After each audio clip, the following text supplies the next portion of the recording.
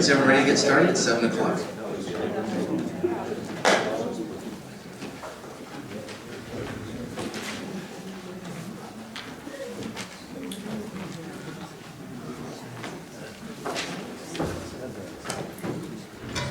going to wait for a few councillors to seat themselves and then we'll begin.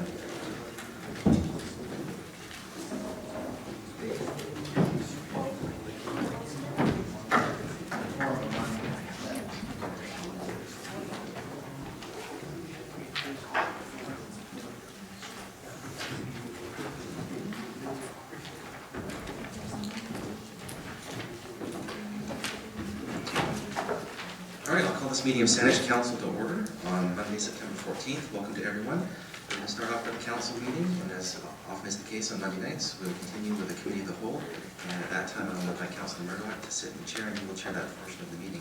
For the council, I'll be chairing that portion. So tonight we're going to start the meeting with a delegation. We're going to hear from the Urban Wildlife Stewardship Strategy. I'd like to invite them up to the microphone for a 10-minute presentation.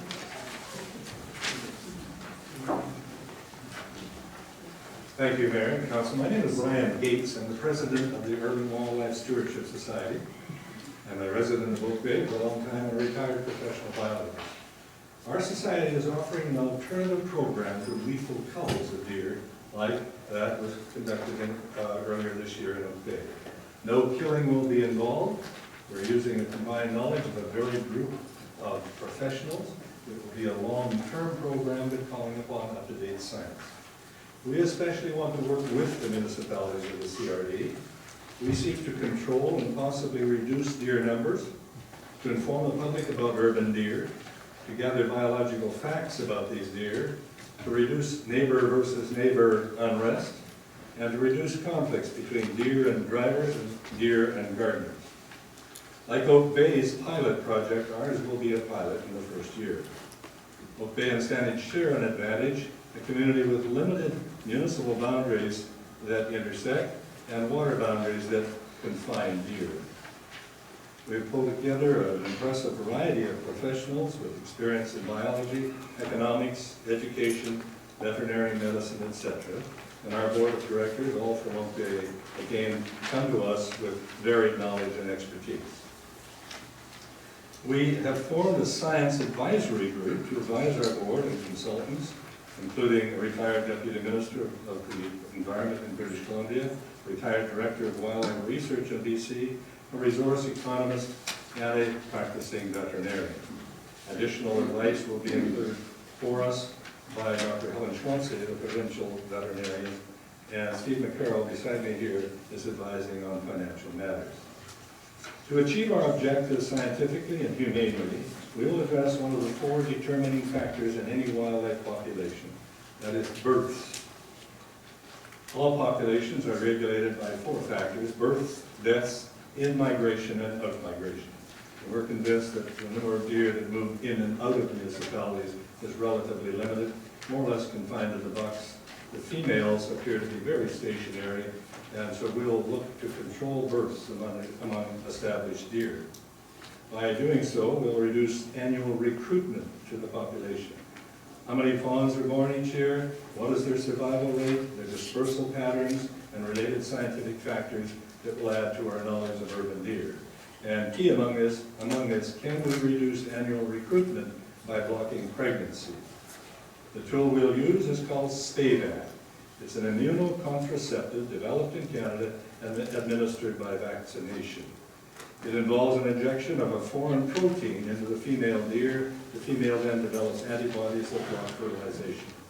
And significantly, a single vaccination has been shown to result in multi-year effectiveness. Thus, we will trap, vaccinate, tag, and release with no deaths. Only females will be vaccinated, of course, but males will be ear tagged and released, like the does, for later identification. And another goal of our field program is to reduce guesswork about urban deer. We want long-term effectiveness as well as biological information about these deer for future applications. We will seek reliable estimates of population size, population makeup, population trends, extent of habitat use, and the extent of home ranges and movements, and the general health of the deer. Clearly, individually marked and recognizable animals will be needed, and equally clearly, this will take a number of years to achieve.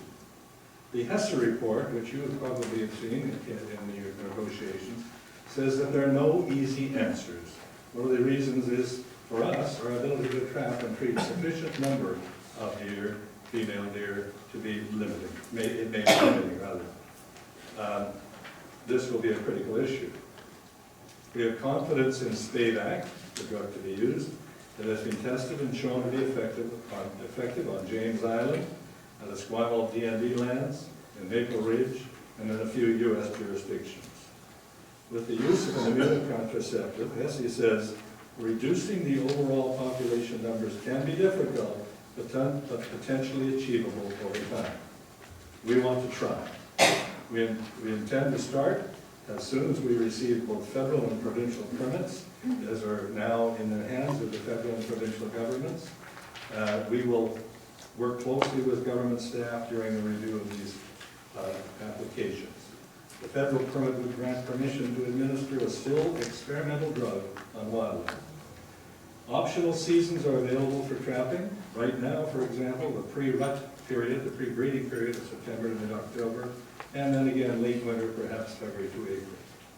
In conclusion, I'll say that we will not be killing deer. We hope to reduce the number of fawns born each year, and we hope to understand the biological and ecological science of our urban deer so that they can be managed effectively. Thank you, Mayor and Council. I would call upon Christy Kilpatrick, our Vice President. Thank you. Another main objective of the UWSS is to promote public education. This is an area that needs more focused attention and is arguably the most important mitigation step, one that is cited by the provincial HESS report and the RDMS, that should occur before any population reduction measures are even considered. As with any campaign, to understand an issue and change behavior and attitudes, think texting or not texting while driving, information needs to be shared over a lengthy and sustained period of time through multiple channels and given a chance to work. Ongoing education can build understanding and tolerance. We love nature, and nature involves and includes wildlife. Ads in the local newspaper are effective. Teaching our children about the natural world is an important part of our education curriculum. I know this, I'm a teacher, and liaisons of schools would be something that most educators would embrace. It's something that we're trying to build with other schools along with using social media and support systems. The third objective of ours is conflict reduction, which is closely related to public education. You've likely seen some of our caution signs, caution fawns crossing or caution expect deer. This is an example of varied and seasonal signage, and this has been recommended by the province again in the municipality summary report, and it's effective. It says, the province itself says it's effective, although enforcement of speed is always a challenge. We've had many requests from Saanich residents for our signage. They've been requesting signs along Cordova Bay Road, Blenkinsop, Ash Road, Cedar Hill, many areas in Gordon Head. We've had numerous Oakbay and Saanich police officers comment that the signs are welcome and an effective reminder of the need to slow down. We've heard many stories of carnage and basically speed racing down some of those roads. Why did we choose Oakbay? Because we need to try a more humane approach that's less divisive in a community. When you look at this slide of the outcomes, the Oakbay project in total was $270,000 some odd, paid for by the CRD, with $52,000 of that coming directly from Oakbay. $27,000 of that was strictly for public relations. It was done in secrecy, and the end result was 4 does killed. Bucks tend to roam more, so it's the does that really need to be targeted. And it created a great deal of community conflict, I'm sure you're aware.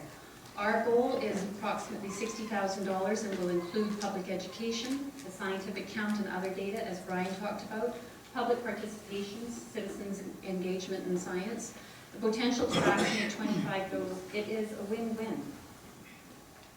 What has our response from the community been so far?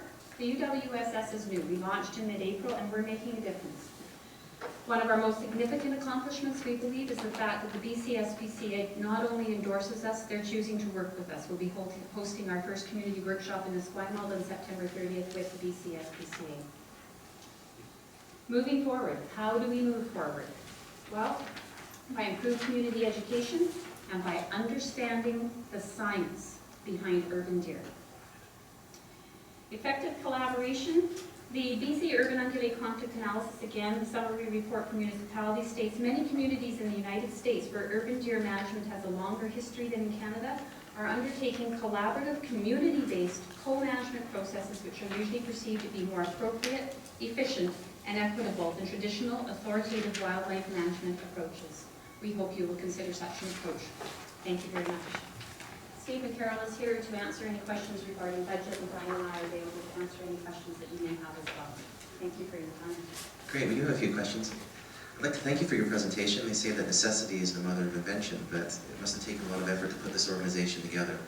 And watching government or dealing with the community and trying to figure out a way to tackle this problem, because it's been in the news and it's been in our lives for so many years. So I really want to commend you for taking it to this stage at least.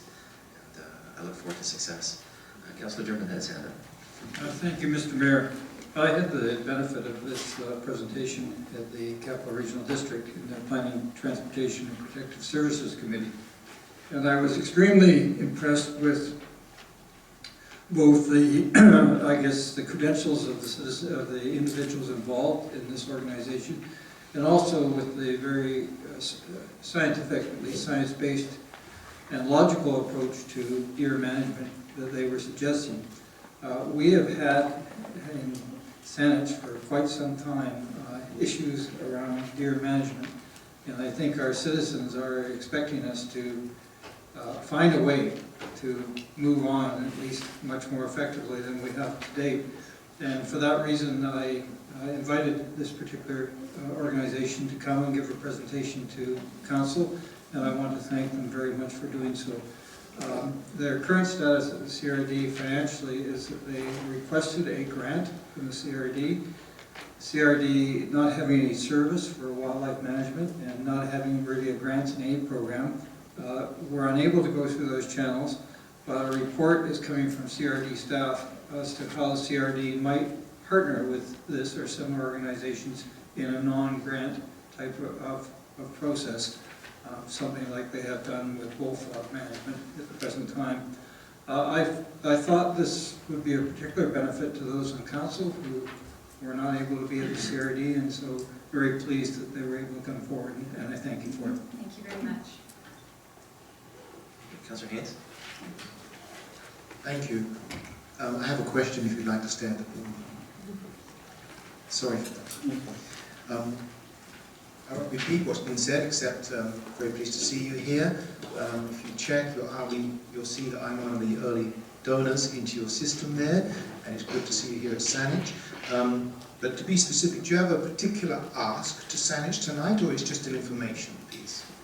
Really tonight it's information, and I think at this point our ask is that if you are going to engage in any kind of a deer management program, that you use us as a resource, that that you pull in other expert resources, that there's a lot of information out there that has not been accessed to date. There's a missing piece to the puzzle, and we believe that we're able to provide that. So at this point our ask is that you consider what we are offering and include that in any discussions that you may have. Okay, one more question if I may, through the mayor. You're talking about a potential of 25 does at $60,000. Is that because you're limited to 25 vaccine units of the spayback by the regulations, or is it you're just not sure how many more you can catch?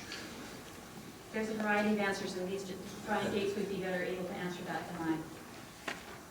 The number 25 is very arbitrary. Oak Bay said we're going to kill 25 deer in their cull. They didn't make that. We use 25 simply because it's a pilot. We want to try and see if it'll work and how well it'll work, and see if we can catch 25 deer. That's the problem, particularly in Oak Bay, because they had that cull and were the easiest and most susceptible deer caught and therefore killed. Have we lost the easy catches? And we don't know that. But we will, in Saanich, of course, it's a different situation as all of the municipalities. 25 is arbitrary. We have sufficient SPAVAC to meet 25 and another 25 or 50 after that. But we will not do that all in 1 year, I'm sure.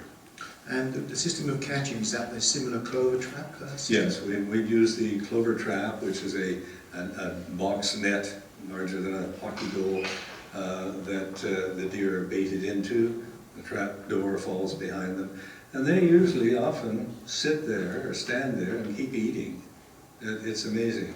And then when they're approached, of course, by our team, they will struggle. The trap can be folded down on top of them, and the deer is held down. Ear tags are placed in the ears, and the SPAVAC is administered, and any other samples that the Provincial Ministry of Environment wants us to take, we would take those. The deer have to be tagged after SPAVAC is administered, because the federal government will demand that those tags say not for consumption or do not eat. It's an experimental drug and is not approved for general use in any wildlife in Canada at this point. But if we are successful in getting the permit from the Health Canada, then we will do it that way. One last question, if I may. With the trapping that was done previously, that was done in secrecy for various reasons, in a very limited area. Do you anticipate having a more expanded trap footprint? We hope so. We will be asking private landowners who have deer consistently in their yard, who are willing to go along with our program, if we can put a trap in their yard. And we'll try not to do it in secret, although most effectively it may be done in the early morning and late in the evening.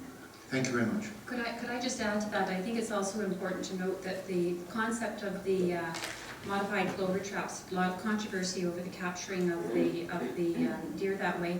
I was one that was concerned with that.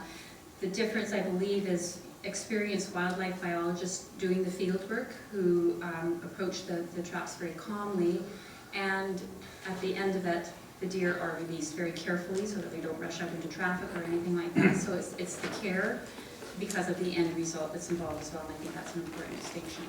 Thank you. I have a quick question, unless I missed it in the slides. Not long ago, I asked the police department that does some of our animal control what the population was, but they did tell me that on average, 1 deer is hit per day in Saanich.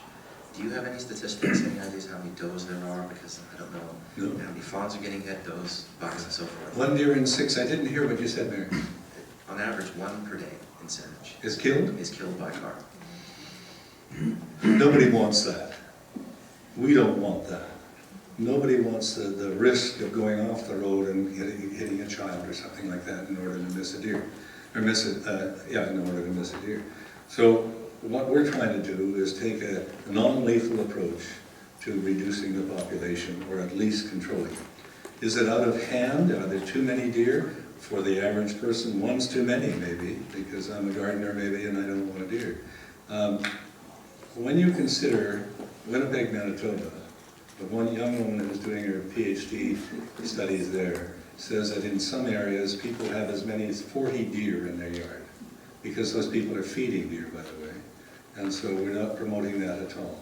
We will have to get an approval from Oak Bay or any municipality to contravene a no feeding bylaw. We'll have to ask for us to be waived so we can feed the deer, in other words, bait the traps.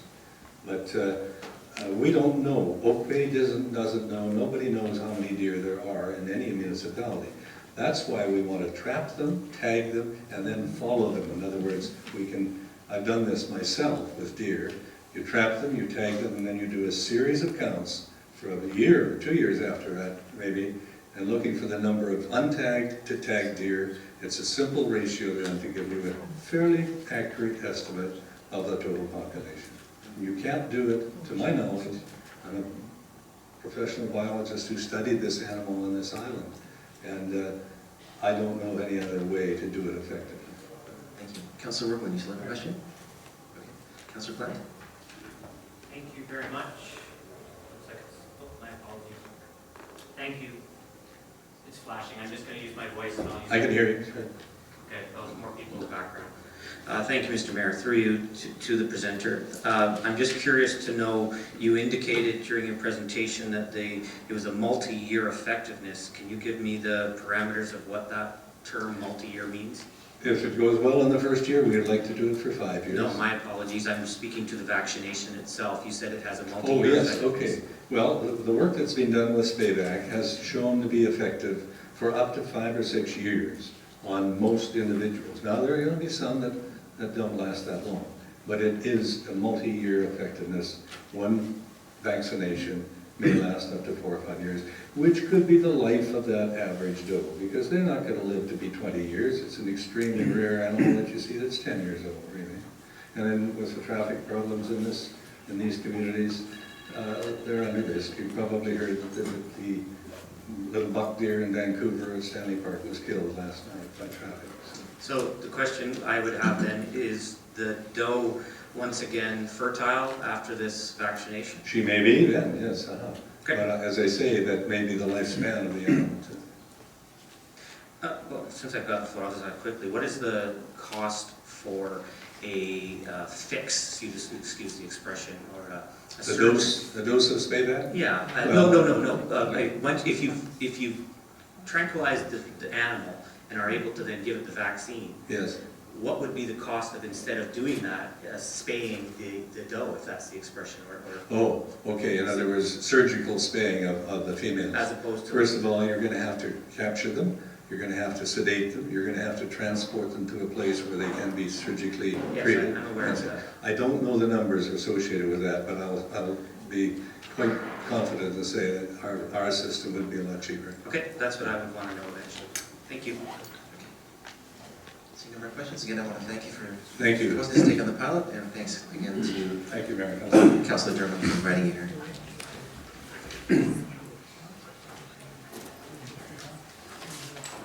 All right, with that, we'll move on to the council meeting, and we'll go to item B, the adoption of minutes. Madam Clerk, could you please stand for us? Oh, I'll do that myself, sorry. One item here. Yeah, adoption of minutes for August 24th. So moved. Call question, all in favor? Opposed? Motion's carried unanimously. Thank you. Item C, bylaws for final reading. Madam Clerk, can you please introduce those? The first bylaw is a final reading of the Sewer Capital Program Loan Authorization Bylaw 9336 to authorize borrowing of $2,764,600 for improvements to the sewer system in the sewer service area. Call a question, all in favor? Opposed?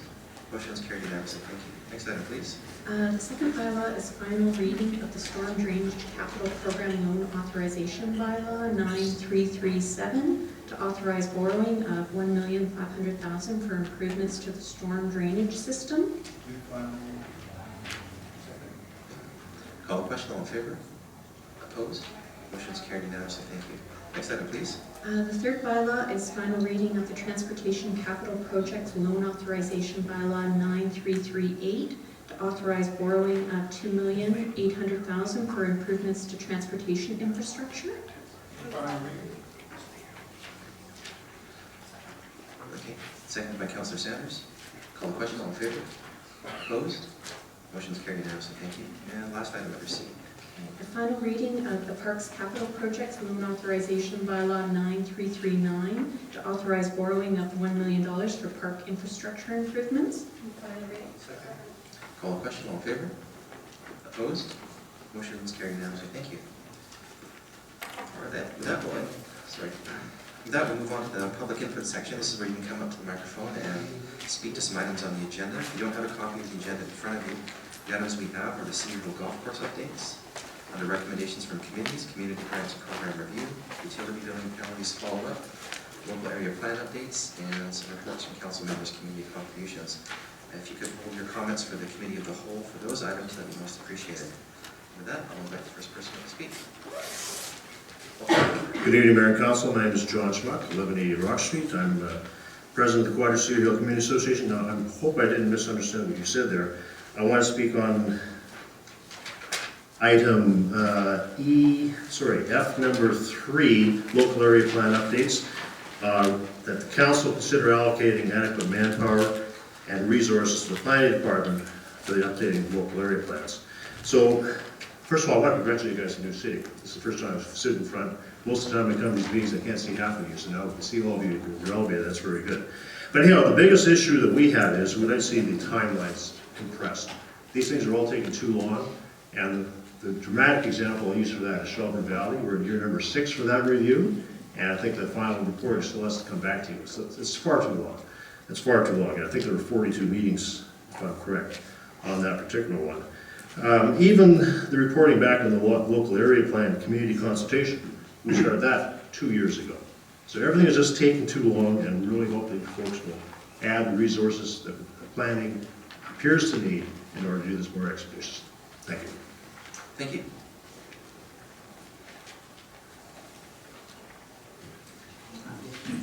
I'm just looking for the local area plan for that document. It's Quadra Cedar Hill. March 20th, 2001 is the last update I have. for that. There's a letter sent in from Quadra Cedar Hill Yeah, okay. today. You should have it. All right, thank you. I have a hard copy for the record. Okay. All right, next speaker, please. My name is Bob Ferber. I live at 22751 Arbutus Road. Thank you for the opportunity to speak. I wish to address item 5 in the Council of the Whole meeting, work plan, community planning section. What now? Mr. Ferber, that's for the committee of the whole section of the meeting. Would you hold your comments till then? Do you have any other comments for the council portion? No. Okay. Thank you. Are there any members of the public that wish to speak to the council portion of the agenda?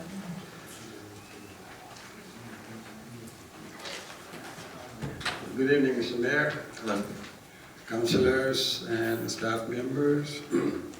My name is Haji Charania, and I reside at 757 Genevieve Road. I wish to speak on item F2 and F3. Now, that's for item F2, the utility bill penalty. Given the time constraint, all I can say is that I have nothing more to add. I took the time to write to you on June 17th explaining how unclear and how punitive is this approach recommended to council. I also responded in detail to Councillor Bonoff on July the 7th on this and other matters. That said, I can't say anything more. You got all the correspondence. On F3, my only comment is that item F3 and Committee of the Whole item 5 are so interrelated. So I would suggest, with all due respect, to defer any decision on F3 until you have heard item number 5 on the Committee of the Whole. Thank you. Thank you. Are there any other members of the public that wish to speak? Please come forward.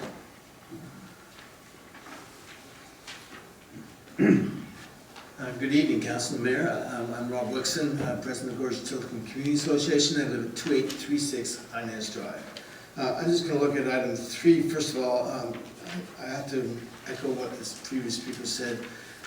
Resources for this project are really important to keep the timelines down. The details of this will be talked about in item 5 of the Committee of the Whole agenda. But I also want to mention that resources don't always have to be coming out of our tax dollars. There are other resources which will help us through a planning process such as this.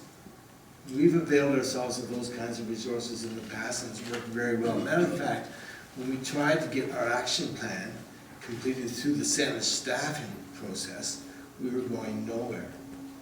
So our community association went out and raised our own money and did a charrette, which is virtually copied by staff and became our local area action plan. By the way, which is not finished because there's 2 halves to it, only 1 half got done, but I'll talk about that later. So we don't have to use our tax dollars, we can target funding for this kind of thing, and we need to do that. I just have a quick question, if you don't mind, because I'm a little bit dense. What are community contributions?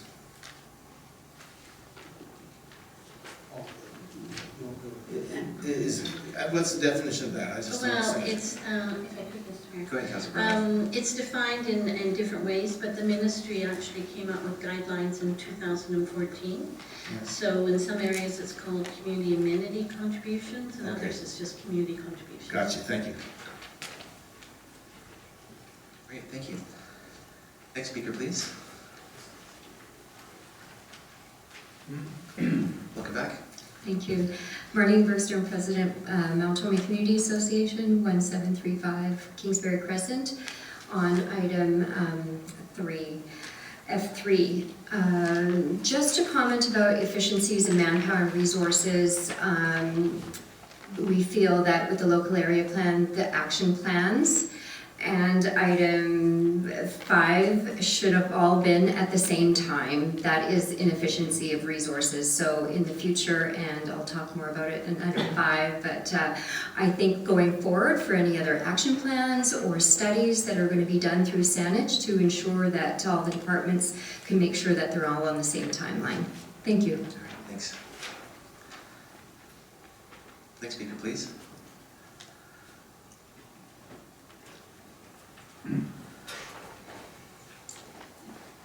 Welcome back. Thank you. Good evening, Honorable Mayor.